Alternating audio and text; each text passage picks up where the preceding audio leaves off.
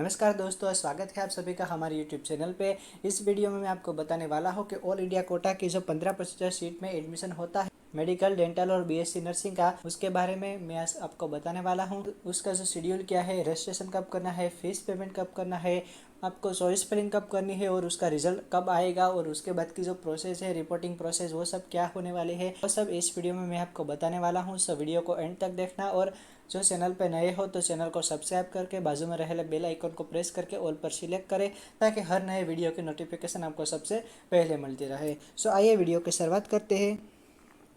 सो MCC के all India quota के जो टोटल राउंड होंगे वो 4 राउंड होंगे। सबसे पहले प्रथम राउंड आएगा, उसके बाद सेकंड राउंड, और उसके बाद मॉपअप राउंड, और जो सीट बचेगी मीन्स के सीट जो खाली होगी तो उसके लिए स्टे वैकेंसी राउंड भी करने को आएगा। तो आइए सबसे पहले मैं आपको बताता हूँ कि जो फर्स्ट राउंड का शेड्यूल है वो क्या है। So you can go share the registration and payment.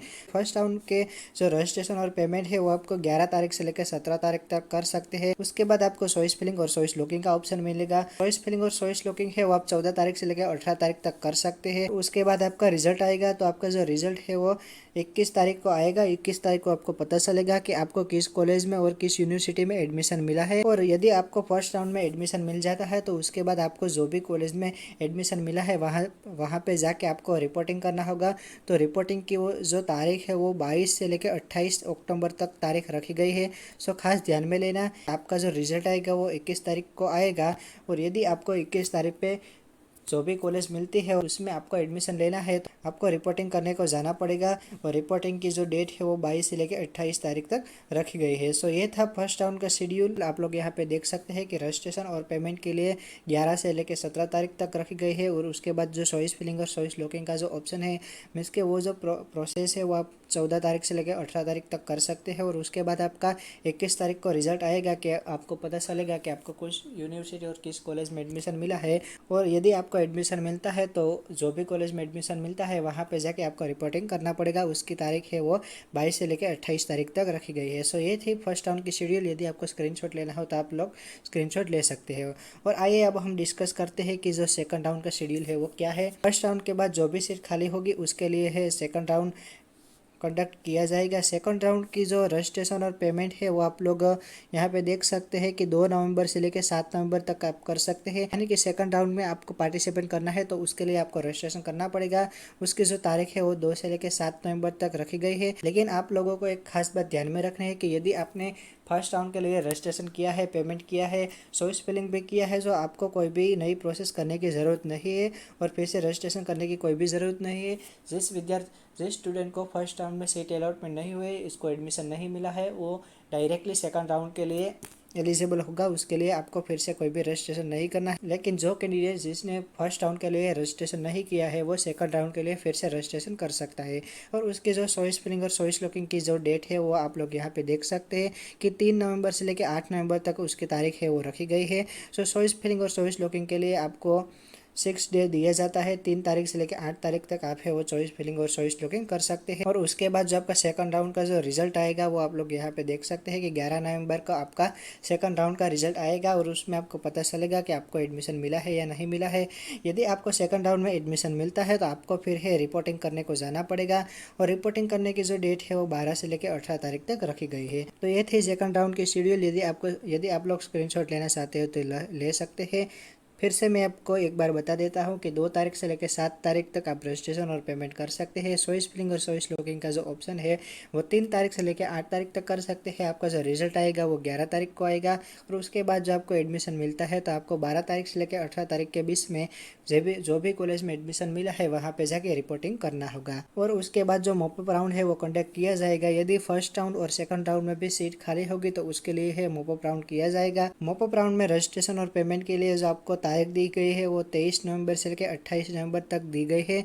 उसके बाद चॉइस फिलिंग और चॉइस लॉकिंग का आपको ऑप्शन मिलेगा। वो 24 नवंबर से लेकर 29 नवंबर तक वो चॉइस फिलिंग की जो डेट है वो आपको दी गई है। और आपका मॉपअप राउंड का जो रिजल्ट आएगा वो 3 दिसंबर को आएगा। यानी कि तीसरा राउंड है मॉपअप राउंड, उसका जो रिजल्ट आएगा वो 3 दिसंबर को आएगा। ये जो रिजल्ट डिक्लेयर हुआ है यानी कि मॉपअप राउंड का जो रिजल्ट डिक्लेयर हुआ है, आपको उसमें एडमिशन मिलता है तो आपको रिपोर्टिंग करने को जाना पड़ेगा। और रिपोर्टिंग की जो तारीख है वो 4 दिसंबर से लेकर 10 दिसंबर दिसंबर तक रखी गई है। सो ये मॉप अप राउंड का शेड्यूल था, आप खास ध्यान में रखना। यदि आप लोग स्क्रीनशॉट लेना चाहते हैं तो इसका भी स्क्रीनशॉट ले सकते हैं।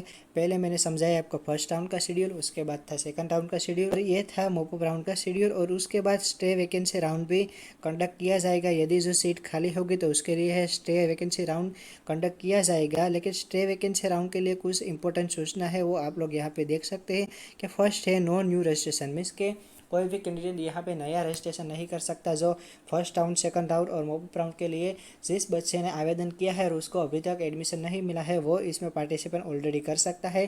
पर कोई भी नया कैंडिडेट है इसके लिए आवेदन पत्र फिल नहीं कर सकता। और उसके बाद जो दूसरी सूचना दी गई है कि no fresh choice filling will be conduct for online stray vacancy round. इसका मतलब है कि कोई भी स्टूडेंट फिर से चॉइस फिलिंग नहीं कर सकता।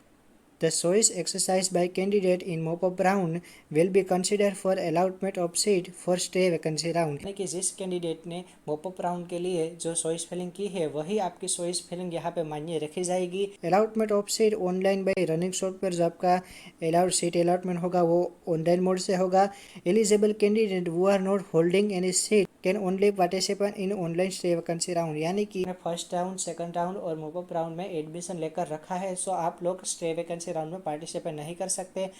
आपने कोई भी कॉलेज में एडमिशन लिया हो, जो ऑल इंडिया कोटा में एडमिशन लिया हो या आप लोगों ने स्टेट कोटा में एडमिशन लिया हो, आप लोग ये स्टे वैकेंसी राउंड में पार्टिसिपेट नहीं कर सकते। यदि आपने सीट आपकी जो लॉक की गई है, आपने अपनी सीट होल्ड कर रखी है, सो आप लोग यहाँ पे पार्टिसिपेट नहीं कर सकते।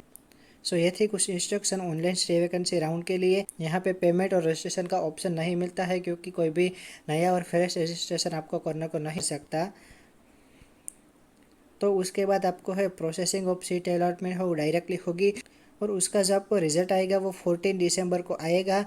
रिजल्ट आने के बाद आपको रिपोर्टिंग करना होगा। यदि आपको स्टे वैकेंसी राउंड में एडमिशन मिलता है तो आप 15 से लेकर 20 तारीख तक है जो भी कॉलेज में एडमिशन मिला है वहाँ पे जाके आप लोग रिपोर्टिंग कर सकते। सो ये था ऑनलाइन स्टे वैकेंसी राउंड का। आई होप आपको ये शेड्यूल है वो अच्छे से समझ आ गया होगा।